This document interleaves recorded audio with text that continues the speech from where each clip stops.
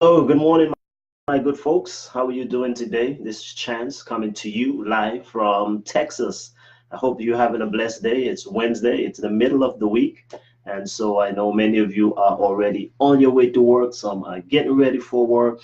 And some of you might probably already been working because you are looking at different parts of the world, maybe in Africa or India or wherever you are. So, wherever you are, no matter what, welcome to our daily book read through. Again, we are reading through my awesome brand new book, Strategic Secrets, where we are helping you not only to succeed in life, but to be able to actually achieve greatness. And what's the difference? Success is more about our success, has to do with our personal circle, but we're talking about making a significant impact, contribution, and a lasting legacy. And to be able to do that, we want to achieve greatness together. Now, greatness is part of, you have to have many successes to lead up to greatness, but that's what we are looking at. Hi, Gavin. How you doing? Good morning. Are you in Florida? How is everything going? Hope you are having a blessed day. I just have a short message this morning. Our chapter today is chapter 25, and it's kind of long. It's talking about changing our focus. Look at the roses and not the thorns. Change is difficult. Miranda, how you doing? Good morning. Change is difficult no matter how we look at it, because many people resist change. Some are able to adapt easily, but change is something that is inevitable. If you're going to achieve something significant and great, you got to welcome change, and you got to be willing to change. So many people are reluctant to change even when all the signs point towards changing, right? For example, in our health, no matter what, sometimes the body just breaks down. And if you have a health condition, your life will change, your body will change, right? As kids, we go through puberty, so the body changes all the time. Life is constantly a matter of change. We change from one place to another, we change seasons of life. And so that is just what the reality is. But if you will learn to make change your friend and not resist it, then you will be able to find that you can conquer more and you can achieve greater significance. Never resist change. There's so many people I meet today, especially with the changes. Morning, Mr. Wills, especially with the changes in technology. Some folks, I remember when I first moved to Texas, I was giving a seminar to some of our folks from my congregation about the change in the way people earn money and the way they earn a living, and so much of the technology. And I had one brother who was like, yeah, they're just taking all of our jobs and all this stuff. I'm like, brother, there's no sense of resisting this. This is reality. What people need to do, as you see changes coming, you adapt yourself, you train in something new, right? And so that's just the reality. We went through so many different transformations in our world, right? First of all, we everybody, it was the industrial revolution. We went through the agricultural age. We went through, now we're in the technological and information age. Everything is speeding up. Every 2 3 weeks there's a new technology out, so we have to be able to live with these things and adapt to them. Your job, your business don't change. I mean don't remain the same. Things change. Even school tells you that. You graduate with a degree in something, you get out, it's irrelevant. Your stuff that you learn in school is obsolete very, very quickly. So adapting to change is good. Now, how can we make it more easy, I guess, for us to make changes? There's several things. Number one is stop focusing on the negative aspect of change. That's why we resist it, because we are comfortable where we are. We don't want to be disrupted in what we are doing. But if you keep doing that, what's going to happen is you're going to be left behind. I mean, period. You're just going to be left behind. So change is good if you make it your friend. So I want to focus on the positive aspects of change. And I put it here in a simple way, which is about focusing on the roses of change instead of the thorns or the difficulties of change. So here's 7 ways you can do just that. Real quick. Number one is acknowledge the change. It's important to see and know that change exists instead of ignoring the obvious. You may not accept the doctor's diagnosis, but if the facts show that there is a disease or problem, for example, ignoring it wouldn't make things better or just go away. Robert Crown, good morning. Good morning. Number two is analyze the change. So once we acknowledge the facts, these are the realities. Now we want to analyze them. Exactly what changes are necessary. What are the pros and cons of the change? right? What is the price for changing, and what is the price for not changing? So there are some things, of course, that's why I believe in the eternal word, right? The more things change, the more they stay the same. But there's some principles. That's why I love living by principles. Principles don't really change. No matter what seasons of life we are, principles will remain the same. For example, right, the golden rule is a principle, right? Do unto others as you would have them do unto you. That is a principle that will not change no matter what, because everybody wants to what? People to do good for them and to them. So that is one of the life principles. Be kind, right? Be forgiving, be loving. Those are eternal principles. They will never change no matter what season of life we go through. So in a situation like that, that's where we say, okay, these are the things that are unchangeable.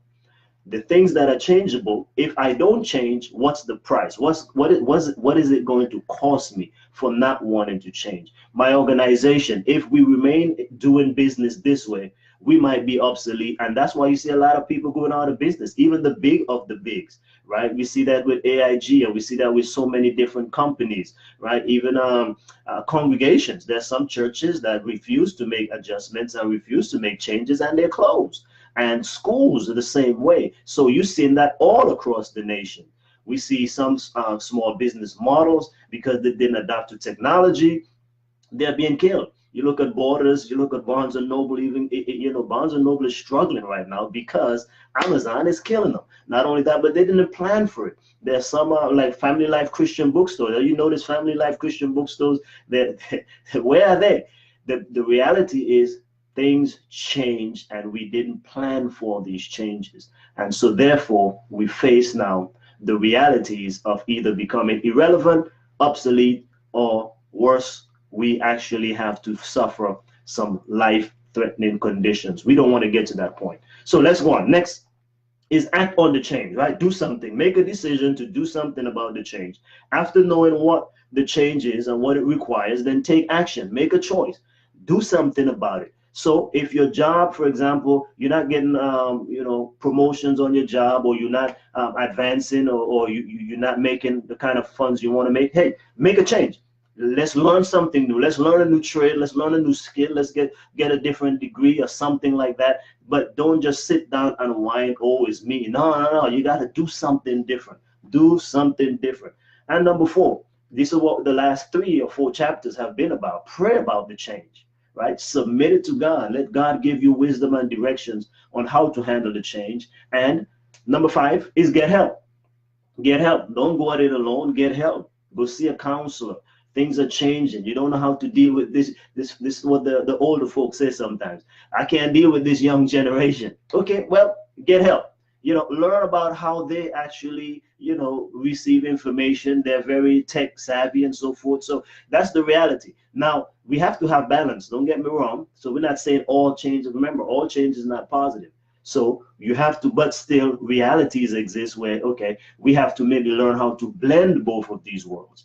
So sometimes we have this thing where it's like the millennials are this and the boomers are that and so forth. But we have to learn to live together.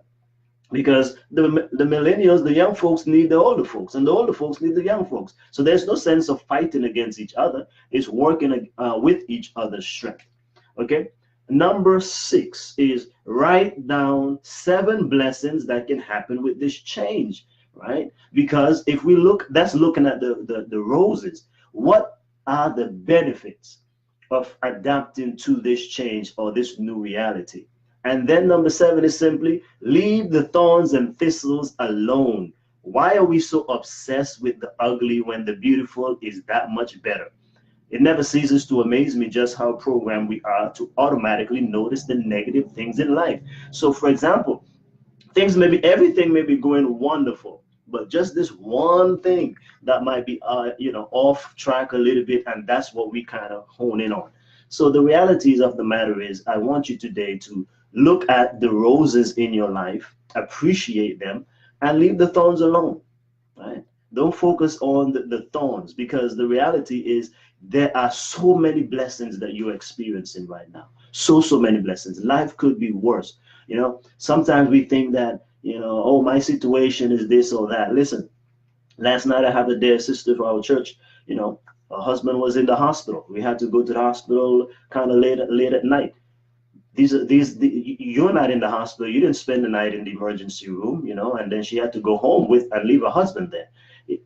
Life is tough, right? We have folks that are dealing with cancer. Those are life-threatening situations. Your situation is probably not that bad. Yeah, you might have some financial stuff, but are you homeless? You're not homeless, right? I've met people who have been homeless. One brother I know, I mean, this brother has gone through so much, but he was homeless for about 4 or 5 years.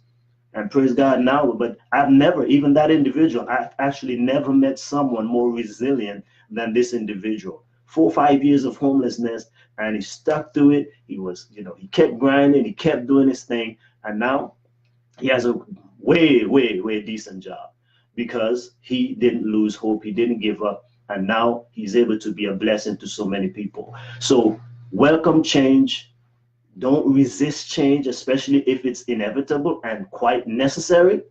Embrace the change, but know that God is with you. No matter what the changing times and the changing world is all about, you stick to the unchanging hand of God, and He will guide you through all of the difficulties that are ahead of you. I hope you enjoyed that chapter. And so, again, for those who don't have the book, please go out and get this book. I highly recommend it. You're not just doing good for me, but hey, here's what you're doing. Everything that comes in from this kind of books, we use to do humanitarian projects right here in the United States and overseas, right? We do a lot of projects in many parts of Africa. I've traveled now to over 26 different countries. Just in January, we were in Ghana. We took a team of doctors over to Ghana to serve the people there. And so there's so many wonderful things we're able to do because of projects like this. So I'm praying that you will support it. Give it to somebody who has just recently graduated. Give it as a gift.